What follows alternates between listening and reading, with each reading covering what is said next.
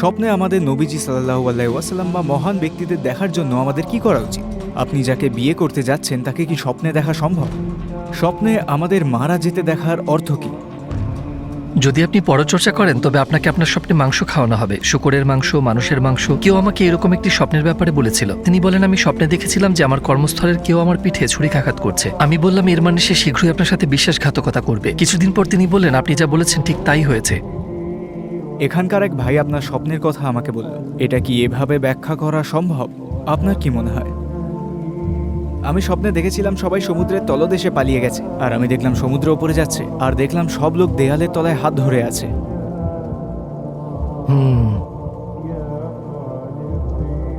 এটার কি কোনো অর্থ আছে বলে মনে হচ্ছে নাকি? হ্যাঁ, এর অর্থ আছে, কিন্তু আপনি কখন এবং কিভাবে স্বপ্নের ব্যাখ্যা করতে শিখলেন? আমি 2003 সালে স্বপ্নের ব্যাখ্যার ব্যাপারে জেনেছিলাম। তাফসিরের একজন স্কলার, এখনো জীবিত। যোগাযোগের পর যেহেতু তিনি কিছুটা কোরআন থেকে স্বপ্নের বর্ণনা দিতেন, আমি দেখেছি যে কিছু আয়াতে স্বপ্নের ব্যাপারে বলা হয়েছে। কেউ জানতে চাইলে তবে তিনি নিজেও স্বপ্নের ব্যাখ্যা দিতেন। পরবর্তী বছরগুলিতে আমি বুঝতে পেরেছিলাম যে এটা রিসালি নূরে বেশি ব্যবহৃত হয়েছে। আমি দক্ষতা অর্জন করেছিলাম স্বপ্নের ব্যাপারে শুনতে শুনতে এবং প্রচুর পড়াশোনা করে। এভাবেই আমি জানতে পারলাম, আলহামদুলিল্লাহ। স্বপ্নের জগৎ কেমন এবং এটি কি অন্য জগতের সাথে সংযুক্ত? আমাকে এটি সিস্টেমেটিক্যালি ব্যাখ্যা করতে দিন। আমরা এখন জেগে থাকার জগতে আছি, যাকে আমরা শাহাদার জগৎ বলি। এটা হলো বস্তুগত জগৎ। আমরা ঘুমের মাধ্যমে যে জগতের মধ্য দিয়ে যাই তার নাম স্বপ্নের জগৎ। ঘুম সেখানে সংযুক্তকারী। কখনো কখনো আমরা স্বপ্নে স্বপ্ন দেখি। আমরা ঘুমের মধ্যে ঘুমাতে যেতে পারি স্বপ্নে ঘুমানোর মতো। আমরা সেখানে জগতের বিনিময় করছি। যে ক্ষেত্রটি অতিবাহিত হয়ে যায় তা হলো অনুকরণীয় জগৎ। অসাধারণ মানুষ এই জগতে আবার ঘুমাতে পারে, তারা অন্য জগতে চলে যায়, বারসাখের জগতে। আমি এমন স্বপ্নের কথা শুনেছি যেখানে এমনটি হয়েছিল। আমরা এটা বুঝি। আমরা এখন বস্তুগত জগতে, শক্তির জগতে আছি, কিন্তু এছাড়াও জ্ঞানের আরো জগৎ আছে। অর্থের জগৎ, সত্যের জগৎ। আমরা স্বপ্নে সেই জগৎগুলির দিকে যাত্রা শুরু করি। কারোর আধ্যাত্মিক বৃদ্ধি অনুসারে আমরা স্বপ্নে একটি স্বপ্নে প্রবেশ করার যাত্রা শুরু করতে পারি। স্বপ্নের কি কোনো সত্যতা আছে? বিজ্ঞান ও ধর্ম এ বিষয়ে কি বলে? প্রথমত বলা যায়, যদি বিজ্ঞান এবং ধর্ম দুটোই একটি নির্দিষ্ট ক্ষেত্রে কাজ করে এবং দুটোই তাদের নিজস্ব উপায়ে নিয়ম প্রণয়ন করার চেষ্টা করে, সেই ক্ষেত্রের অবশ্যই সত্যতা আছে। বিজ্ঞানের ক্ষেত্রে সিগমুন্ড ফ্রয়েড, কার্ল জং, আলফ্রেড অ্যাডলার, এরিক ফ্রন এবং লাকানের মতো মানুষ কিছু গুরুত্বপূর্ণ অবদান রেখেছেন। এমনকি তারা শুধু স্বপ্ন নিয়েই বই লিখেছিলেন। প্রকৃতপক্ষে কার্ল জং বিষয়টি বোঝার জন্য প্রায় 1,80,000 স্বপ্ন শুনেছেন।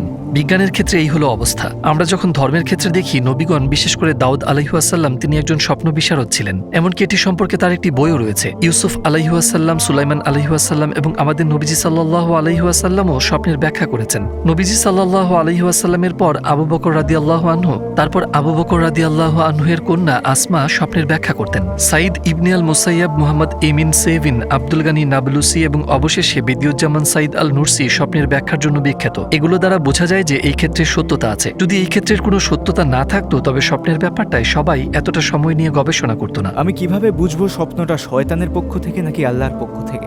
আমরা এটি বলতে পারি, নবীজি সাল্লাল্লাহু আলাইহি ওয়াসাল্লাম বলেছেন যে আল্লাহর পক্ষ থেকে আসা স্বপ্ন মুবাশিরাত, তারা সুসংবাদের অগ্রদূত। যখন কাউকে সুসংবাদ দেওয়া হয় সে আনন্দিত ও সতেজ হয়ে জেগে ওঠে। কিন্তু শয়তানের পক্ষ থেকে আসা স্বপ্নে আমরা বেদনা, বিশৃঙ্খলার মেজাজে জেগে উঠি এবং আমরা স্বপ্ন নিয়ে খুশি হই না। স্বপ্নের সংবেদনশীল অবস্থা সম্পর্কে আমরা এতটুকু বলতে পারি। একজন সাহাবী নবীজি সাল্লাল্লাহু আলাইহি ওয়াসাল্লামকে তার স্বপ্নের কথা বললেন, হে আল্লাহর রাসূল, স্বপ্নে আমি দেখলাম আমার মাথা বিচ্ছিন্ন হয়ে গেছে এবং আমি তার পিছনে দৌড়াচ্ছি। এই স্বপ্নের অর্থ কি? নবীজি সাল্লাল্লাহু আলাইহি ওয়াসাল্লাম বললেন, শয়তান তোমার সাথে চালাকি করেছে, সে তোমাকে নিয়ে বিদ্রূপ করেছে। অন্য কথায় তিনি বলেছিলেন, এটি ব্যাখ্যা করার মতো স্বপ্ন নয়, এটাকে কোনো গুরুত্ব দিও না। আমাদের যদি অর্থপূর্ণ স্বপ্নের উদাহরণ দিতে হয়, নবীজি সাল্লাল্লাহু আলাইহি ওয়াসাল্লাম তার স্বপ্নের কথা আমাদের বলেন। তিনি বলেন, আজ রাতে আমাকে এক বাটি দুধ দেওয়া হয়েছিল, আমি এটি পান করেছি যতক্ষণ না কেবল এক চুমুক বাকি ছিল। তিনি বলতে থাকেন, উমর ইবনুল খাত্তাব সেই চুমুক পান করেছিলেন। তার আশেপাশের লোকেরা বলল, হে আল্লাহর রাসূল, আপনি এটা কিভাবে ব্যাখ্যা করেন? তিনি বলেন, দুধের মাধ্যমে এখানে জ্ঞানকে বোঝানো হয়েছে। দুধ যেমন শরীরকে পুষ্টি দেয়, তেমনি জ্ঞান আত্মার পুষ্টি সাধন করে। বললেন, ওই শেষ চুমুকের মানে হচ্ছে উমর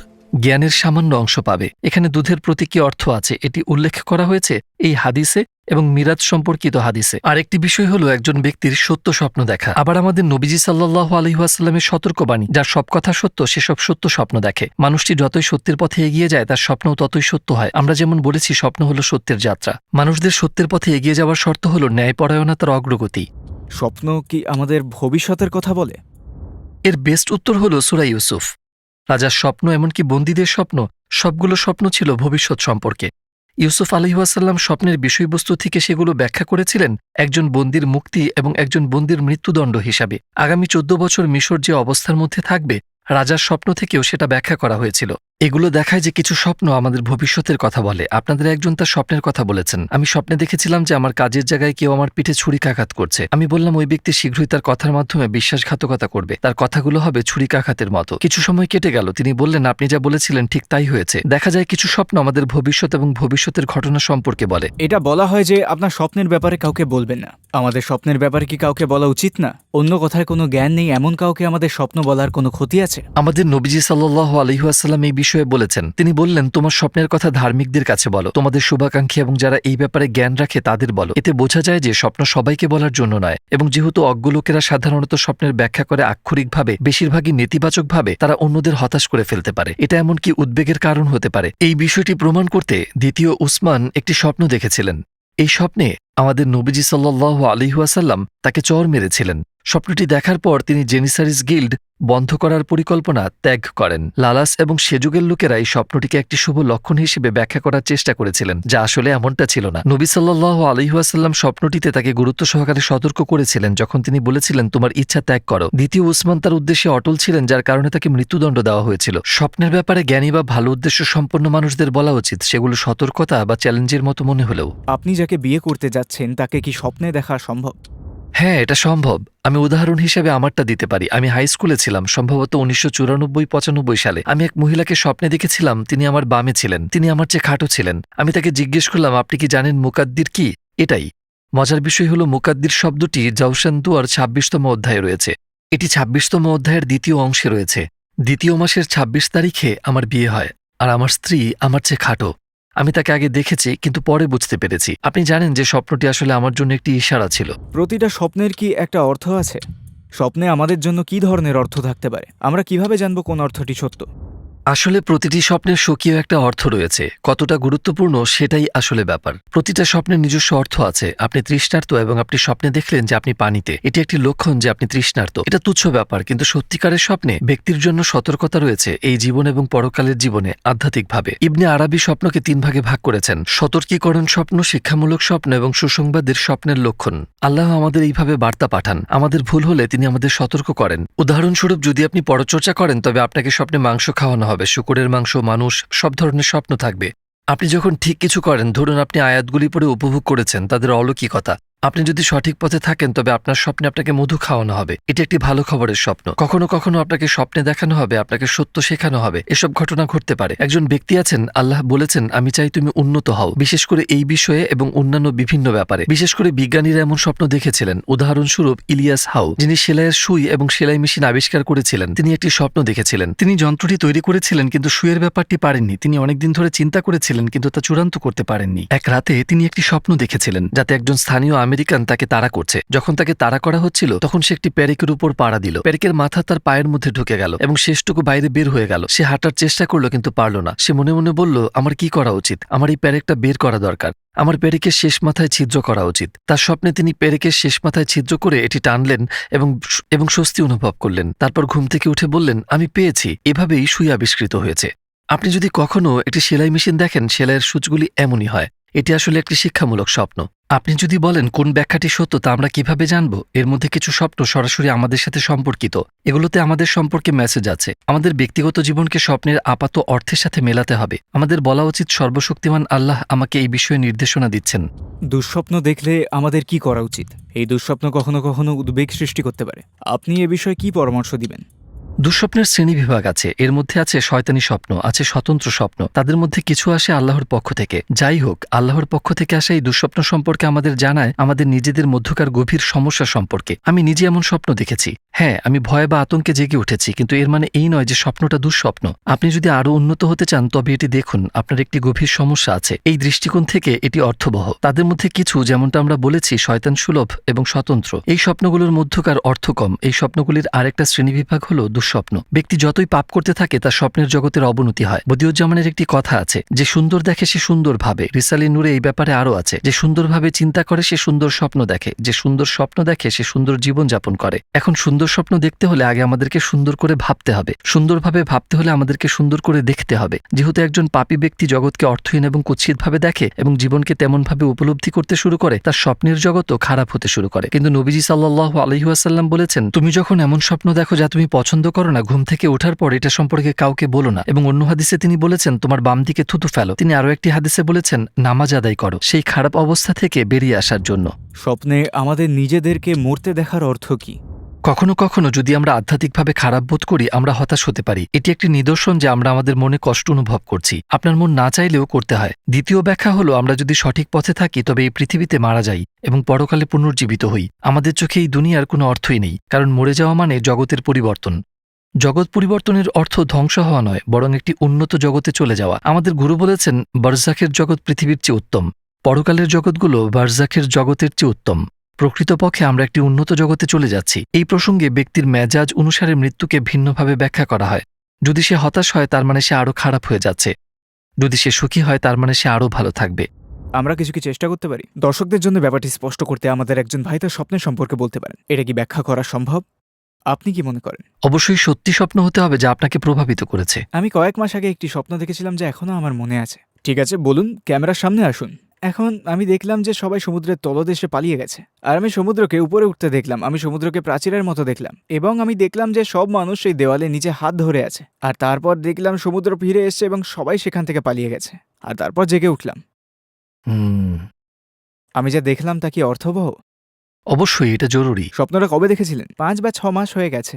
এর কোনো অর্থ আছে? অবশ্যই এর অর্থ আছে, কিন্তু সমুদ্র নিয়ে স্বপ্ন সাধারণত বোঝায় আপনার মানসিক অবস্থা। সাধারণত যে ব্যক্তি সমুদ্র সম্পর্কে স্বপ্ন দেখে তার একটি সক্রিয় মানসিক অবস্থা থাকে। উদাহরণস্বরূপ, যাদের মন চিন্তায় পূর্ণ তারা সাধারণত সমুদ্র নিয়ে স্বপ্ন দেখে না, তারা হ্রদ দেখবে, কারণ তাদের আবেগের জগৎ সংকীর্ণ এবং ছোট। গভীরতার উপর নির্ভর করে হ্রদের আয়তন থাকতে পারে। এই অর্থে সমুদ্র গড়া এবং ছড়িয়ে পড়ার বিষয়টি মানসিক অবস্থার গুরুতর বিকাশ হিসাবে ব্যাখ্যা করা যেতে পারে। প্রাচীরের গড়ন হতে পারে একটি নিদর্শন যা একটি নির্দিষ্ট ঘটনার ক্ষেত্রে একটি মানসিক বাধাকে বোঝায়। এটি ব্যক্তিগত, এটা একজনের নিজের জগৎ সম্পর্কিত। এটা বিয়ে হতে পারে। ওটাই তো বলছিলাম, এটা কি বিয়ে হতে পারে? আমরা সবাই সেটাই ভাবছিলাম যে এটা বিয়ে হতে পারে। একজন ভাই এখানে বিয়ে করতে চান, তিনি কঠিন সময়ের মধ্যে দিয়ে যাচ্ছেন আর টাকা সঞ্চয় করছেন। তিনি বিয়ে করতে চাইছিলেন, তারপর আশা ছেড়ে দিয়ে কথা ভুলে যান। এটাই কিন্তু হতে পারে সমুদ্রে সেই জোয়ারের অর্থ তিনি তার আবেগকে ছেড়ে দেওয়ার বিষয়ে মন পরিবর্তন করেছেন। এটা কি জানা সম্ভব ঘুমোতে গিয়ে ইস্তেখারার মাধ্যমে আমার সিদ্ধান্তগুলো ভালো কি না সেটা জানা? নবীজি সাল্লাল্লাহু আলাইহি ওয়াসাল্লামের সাহাবীদের মধ্য থেকে জাবির রাদিয়াল্লাহু আনহু বলেন, রাসূলুল্লাহ আমাদের ইস্তেখারা শিখিয়েছেন যেভাবে তিনি আমাদেরকে কুরআনের সূরা শিখিয়েছিলেন। এটি দেখায় যে যখন একজন ব্যক্তি সিদ্ধান্ত নিতে পারে না কোন অপশনটি ভালো, কখনো কখনো আপনি অন্যদের সাথে পরামর্শ করেন কিন্তু সিদ্ধান্তে পৌঁছাতে পারেন না। পরামর্শ করি কিন্তু কোনো স্পষ্টতা পাই না। আমরা আল্লাহকে জিজ্ঞাসা করি যিনি অজানাকে জানেন, হে আমার প্রভু, এটা কি আমার জন্য উত্তম? এটা আমার কাছে প্রকাশ করুন। আনাস ইবনে মালিক রাদিয়াল্লাহু আনহু বলেন, রাসূলুল্লাহ সাল্লাল্লাহু আলাইহি ওয়াসাল্লাম আমাকে বললেন 7 দিন ইস্তেখারা করো, তখন তোমার হৃদয় যেদিকে ঝুঁকবে তা তোমাকে দেখাবে কোনটা তোমার জন্য উত্তম। ইস্তেখারার নামাজও আছে। এই প্রসঙ্গে ইস্তেখারা করা উচিত। যারা আমাদের জন্য ইস্তেখারা করছে তারা যদি আল্লাহর প্রিয় বান্দা হয় তাহলে আপনাদের স্পেশালি তাদের কথা শোনা উচিত। আমি আপনাকে একটি উদাহরণ দেই। ফাতিহ মসজিদের ইমামদের একজন ওমর আকিউজ, তিনি তার নিজ শহরে ফিরে যেতে চেয়েছিলেন কিন্তু তিনি দ্বিধায় ছিলেন, আমি যাব নাকি যাব না। তার এক পুরনো বন্ধু ছিলেন, তিনি সেই সময়ের একজন বুজুর্গ ব্যক্তি। তিনি তার জন্য ইস্তেখারা করেন। তিনি ওমরকে বলেন, আমি দেখেছি যে আপনি আপনার শহরে যাওয়ার পথে একটি গাড়ির সাথে ধাক্কা খেয়েছেন, অতএব না যাওয়াই উত্তম। তিনি শোনেননি। নিজ শহরে যাওয়ার পথে গাড়ি দুর্ঘটনায় তার মৃত্যু হয়। যদি এটা আসলেই আল্লাহ বলেন এটা করো না, তিনি শুরু থেকেই আমাদের সতর্ক করেন তোমার সিদ্ধান্ত পরিবর্তন করো। দুর্ভাগ্যবশত সমাজে একটি মতামত আছে স্বপ্নের উপর নির্ভর করা যায় না। সত্য, প্রতিটি স্বপ্নের উপর নির্ভর করা যায় না, কিন্তু কোনো স্বপ্নের উপর নির্ভর করা যায় না এমন কিছু নেই। ইস্তেখারা সেই স্বপ্নগুলোর মধ্যে পড়ে যেগুলোকে আপনি বিশ্বাসযোগ্য মনে করতে পারেন। আমরা আমাদের মনের অক্ষমতা স্বীকার করি এবং আল্লাহর দ্বারস্থ হই। আমার প্রভু, এটা কি আমার জন্য উত্তম? মাঝে মাঝে ইস্তেখারায় কোনো সমাধান আসে না, তাই না? এই পরিস্থিতির জন্যই বলা হয়েছে ইস্তেখারা টানা 7 দিন ধরে চালিয়ে যান। কিছু সময় কোনো ব্যক্তি স্বপ্ন দেখতে পারে না, তাই আমরা স্বপ্নের সাথে প্রতারণা করি। আমাদের অভ্যন্তরীণ সত্তা হস্তক্ষেপ করতে পারে। তাই ইস্তেখারা অন্য কাউকে করতে হবে যে আমাদের ভালোবাসে। বাবা মা, ভাই বোন, বন্ধুরা, তাদের ইস্তেখারা বেশি সঠিক হবে। আমি যা জানি তা হলো কখনো কখনো ইস্তেখারা বন্ধ হয়ে যেতে পারে, কিন্তু পরপর 2-3 বার করলে যার ফলে নিখুঁতভাবে জানা যেতে পারে। এমনকি আপনি কিসের মধ্য দিয়ে যাচ্ছেন সে সম্পর্কেও বিস্তারিত জানা যেতে পারে। স্বপ্ন কি নিয়ন্ত্রণ করা সম্ভব? এই সম্পর্কে একটি বিখ্যাত বই আছে। প্রথম পাঠে তিনি বলেছেন স্বপ্নে আপনার হাত দেখার চেষ্টা করুন। তিনি বলেন স্বপ্নে আপনি নিজের হাত দেখতে পারলে আপনি নিয়ন্ত্রণ করা শুরু করতে পারেন। এখানে মনোযোগ দিন, তিনি স্বপ্ন নিয়ন্ত্রণ করেন না, স্বপ্নে নিজেকে নিয়ন্ত্রণ করেন। উদাহরণস্বরূপ, যদি আমরা বুঝতে পারি যে আমরা স্বপ্ন দেখছি, আমরা একটি প্রাচীরের মধ্য দিয়ে যেতে পারি অথবা আমরা উঠতে পারি, আমরা এগুলো নিয়ন্ত্রণ করতে পারি, কিন্তু আমরা দৃশ্যটি পরিবর্তন করতে পারি না। আমরা কি করতে পারি আমাদের স্বপ্নে নবীজি সাল্লাল্লাহু আলাইহি ওয়াসাল্লাম বা অন্য কোনো মহামানবকে দেখার জন্য? এই প্রশ্নগুলির জন্য সর্বোত্তম উদাহরণ হল আনাস ইবনে মালিক রাদিয়াল্লাহু আনহু, যিনি 10 বছর আমাদের নবীজি সাল্লাল্লাহু আলাইহি ওয়াসাল্লামের সেবা করেছেন। তাকে জিজ্ঞেস করা হলো, আপনার স্বপ্নে কখনো কি নবীজিকে দেখেছেন তিনি মারা যাওয়ার পর? এবং তিনি বললেন, এমন কোনো রাত নেই যখন আমি তাকে দেখিনি। আপনি যদি আমাকে জিজ্ঞাসা করেন এটা কিভাবে সম্ভব, কোনো ব্যক্তি যদি নবীদের দেখতে চায় এবং আল্লাহর বিশ্বস্ত বান্দাদের স্বপ্নে দেখতে চায়, প্রথমত তাকে তাদের সম্পর্কে সবকিছু জানতে হবে, তাকে সবসময় তাদের সম্পর্কে চিন্তা করতে হবে এবং তাদেরকে ভালোবাসতে হবে। উদাহরণস্বরূপ, যদি তাদের কবর থাকে তবে তার উচিত সেগুলো জিয়ারত করা, কারণ দেহ ক্ষয়প্রাপ্ত হলেও তারা কবরে আধ্যাত্মিকভাবে জীবিত থাকে। অন্য কথায় এটি তাদের বাড়িতে দেখা করার মতো, তাকে তাদের সাথে আধ্যাত্মিক সংযোগ স্থাপন করতে হবে। আনাস ইবনে মালিকের মতো তার সাথে তার খুব দৃঢ় সম্পর্ক ছিল, এজন্য তার কথা ছিল, আমি সবসময় তার সাথে আছি। আনাস ইবনে মালিকের মতো আমরা যদি আমাদের নবীজি সাল্লাল্লাহু আলাইহি ওয়াসাল্লামকে আমাদের জীবনের সামনের কাতারে রাখতে পারি, প্রথম হিসেবে নয় কারণ এটি আল্লাহর, তবে দ্বিতীয় হিসেবে আল্লাহর ইচ্ছায় আমরা তাকে নিয়ে স্বপ্ন দেখতে শুরু করতে পারি। এর অর্থ এই নয় যে যখনই চাইবেন তখনই দেখতে পারবেন। তাহলে অর্থ কি? এর অর্থ হলো একটি আধ্যাত্মিক স্তরে পৌঁছানো যেখানে আমরা তাকে নিয়ে স্বপ্ন দেখতে পারি। একজন পাপী মানুষ ভাবতে পারে যে সে তার স্বপ্নের সৌভাগ্যশালী হয়েছে। উদাহরণস্বরূপ, সে আমাদের নবীজি সাল্লাল্লাহু আলাইহি ওয়াসাল্লামকে নিয়ে স্বপ্ন দেখতে পারেন। আপনি এই সম্পর্কে কি বলতে পারেন? কিছু স্বপ্নে আমাদের নবীজি সাল্লাল্লাহু আলাইহি ওয়াসাল্লাম দেখা গেল সেগুলো হলো অনুপ্রেরণামূলক স্বপ্ন, আর কিছু কিছু স্বপ্ন সতর্কতামূলক। উদাহরণস্বরূপ, যদি কেউ পাপী হয়, আমার পরিচিত এক মাতাল ব্যক্তি স্বপ্নে আমাদের নবীজিকে দেখেছিলেন এবং তিনি তাকে তিরস্কার করলেন, এই জন্য কি তোমাকে এই পৃথিবীতে পাঠানো হয়েছে? লোকটি নিজেকে সামলে নিয়ে নামাজ পড়তে শুরু করল। এখন এটা কি? এটি একটি পথনির্দেশক স্বপ্ন। আপনি ভুল পথে আছেন, সঠিক পথে আসুন। যদি একজন ব্যক্তি এই সুযোগটি ব্যবহার করে তবে সে সঠিক পথ অবলম্বন করতে পারে। কিন্তু কখনো কখনো যখন একজন ব্যক্তি পাপ থেকে দূরে সরে যায় এবং ধার্মিকতার পথে চলতে শুরু করে, তিনি যে স্বপ্ন দেখেন সেগুলো হলো অনুপ্রেরণামূলক স্বপ্ন। এগুলোতে ভালো করে বোঝানো হয়। অন্য কথায়, আমাদের নবীজি সাল্লাল্লাহু আলাইহি ওয়াসাল্লাম তার মমতা দেখান। কেউ যদি আমাদের নবীজি সাল্লাল্লাহু আলাইহি ওয়াসাল্লামকে স্বপ্ন দেখে এবং যদি আমাদের নবীজি তাকে তিরস্কার করেন, আপনি ভুল করেছেন, এটি একটি বিশ্বাসযোগ্য স্বপ্ন, তাই সে তাকে নিয়ে স্বপ্ন দেখে সৌভাগ্যশালী। অন্যথায় একজন ব্যক্তির প্রশংসা প্রাপ্তির স্বপ্ন সুখের নিদর্শন নয়, বরং দুর্বলতা। এটার মানে হচ্ছে আপনি মাত্র শুরু করছেন। এটি একটি সূক্ষ্ম পার্থক্য। আপনি বলেছিলেন একজন পাপী লোক একটি স্বপ্ন দেখেছিল। তিনি সতর্কবাণী পেয়ে জীবন সংশোধন করে নামাজ পড়া শুরু করলেন। কখনো কখনো পাপী মানুষ স্বপ্ন দেখার অপেক্ষায় থাকে যে একজন জ্ঞানী বৃদ্ধ এসে তার জীবন সংশোধন করে দেবে। এসব মানুষ সম্পর্কে কি বলা যেতে পারে? তো তারা আসলে যা চায় তা হলো, আমি হাঁটতে চাই না, আমার কারোর সাথে দেখা করা উচিত যাতে তিনি আমাকে হাঁটাতে পারেন এবং তিনি যা বলবেন আমি তাই করব। ধর্মে এ ধরনের চিন্তার কোনো অবকাশ নেই। ধর্ম আমাদের বলে আপনি আপনার পছন্দ অনুযায়ী চলবেন, আপনার পছন্দের জন্য নিজেই দায়ী থাকবেন এবং আপনার পছন্দের জন্য আপনাকে পুরস্কৃত করা হবে। যখন আপনি অন্যের নির্দেশে চলবেন, যে ব্যক্তি এই আদেশ দেয় সে পুরস্কারের যোগ্য, আপনি নন, কারণ আপনি অন্য একজনকে দিয়ে ভালো কাজটি করিয়েছেন। অতএব এই ধরনের প্রত্যাশার মধ্যে প্রবেশ করার অর্থ হল মন্দের দরজা খোলা।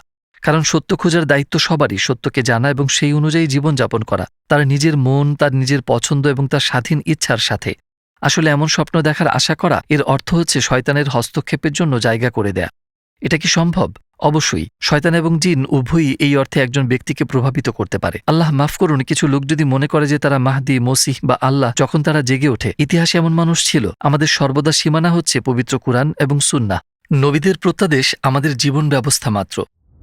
যখন কেউ বলে আমি স্বপ্ন দেখি না, এটা কি আসলেই সম্ভব? স্বপ্ন না দেখা কি সম্ভব?